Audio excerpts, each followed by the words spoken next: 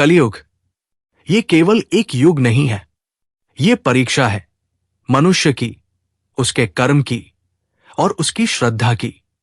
जहां एक ओर स्वार्थ है, अहंकार है, दिखावा है, वहीं दूसरी ओर आज भी कुछ ऐसे भक्त हैं जिन पर भगवान शिव आज भी तुरंत प्रसन्न हो जाते हैं। प्रश्न ये नहीं है कि शिव है या नहीं, प्रश्न ये है कि हम जैसे कलियुगी मनुष्यों में शिव को पहचानने की पात्रता है या नहीं। शिव जो काल से परे हैं। भगवान शिव किसी युग से बंधे नहीं हैं।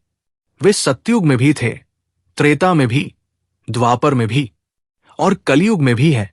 लेकिन कलयुग में शिव को पाने का मार्ग बदल गया है। यहां ना तपस्या के वर्ष चाहिए, ना सोने चांदी के मंदिर, ना महंगे अनुष्ठान। कलयुग में शिव केवल भाव देखते हैं। 1. कलयुग में शिव सबसे पहले निर्मल हृदय वाले भक्त से प्रसन्न होते हैं। जिस भक्त का मन छलकपट से मुक्त होता है, जो बाहर कुछ और अंदर कुछ और नहीं होता, उस भक्त से शिव तुरंत प्रसन्न होते हैं। शिव को दिखावा पसंद नहीं। आप घंटों पूजा करें, लेकिन मन में ईर्ष्या हो, द्वेष हो, तो शिव मौन रहते हैं। पर यदि कोई व्यक्ति बिना किसी दिखावे के बस इतना कह दे, हे भोलेनाथ, मैं जैसा हूं वैसा ही हूं, मुझे स्वीकार कर लीजिए, तो शिव उसी क्षण उसे स्वीकार कर लेते हैं। 2. जो भक्त दुख में भी शिव को दोष नहीं देता। कलयुग का मनुष्य दुख में सबसे पहले भगवान को दोष देता है, लेकिन शिव उस भक्त से तुरंत प्रसन्न होते हैं जो दुख में भी ये कहता है, हे शिव, अगर ये कष्ट आया है तो इसके पीछे भी कोई कारण होगा। शिव जानते हैं कौन टूट रहा है और कौन सीख रहा है। जो भक्त दुख को भी शिव की इच्छा मान लेता है, उसके जीवन में शिव स्वयं ढाल बनकर खड़े हो जाते हैं। 3. जो भक्त दूसरों का अहित नहीं करता। शिव केवल मंदिरों में नहीं रहते, वे हर जीव में वास करते हैं।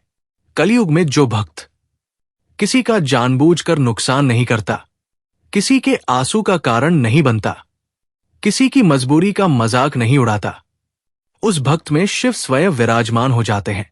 यही कारण है कि कई अनपढ़ साधारण लोग बिना किसी पूजा पाठ के भी शिव कृपा पा जाते हैं। 4. जो भक्त प्रकृति का सम्मान करता है।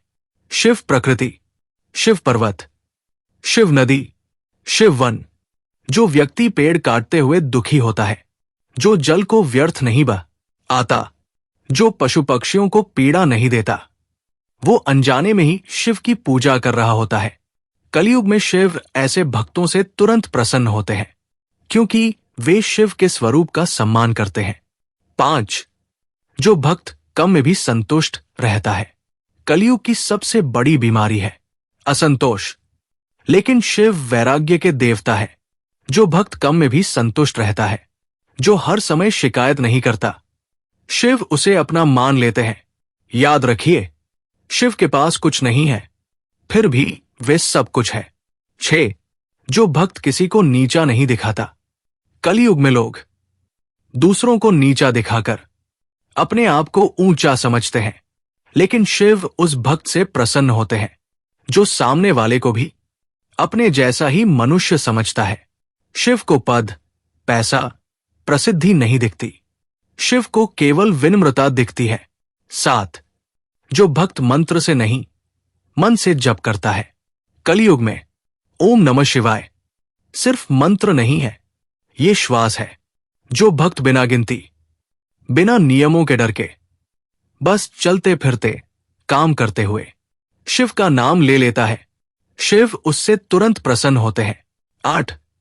जो भक्त शिव को मित्र मानता है। शिव राजा नहीं बनते, वे मित्र बनते हैं।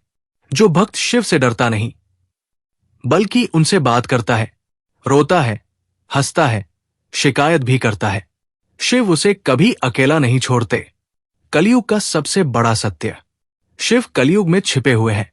वे शोर नहीं करते, वे संकेत देते हैं। जब आप टूटने के बाद भी बिखरते नहीं, जब आप अकेले होकर भी गलत नहीं बनते, जब आपके पास कारण होते हुए भी आप बुरा नहीं करते। समझ जाइए, शिव आपसे प्रसन्न है। अंतिम संदेश। कलयुग में शिव को पाने के लिए आपको कुछ बनने की आवश्यकता नहीं है। आपको केवल सच्चा, सरल और करुणामय होना है, क्योंकि शिव भक्तों को नहीं परखते, शिव भाव को पहचानते हैं। ओम नमः शिवाय।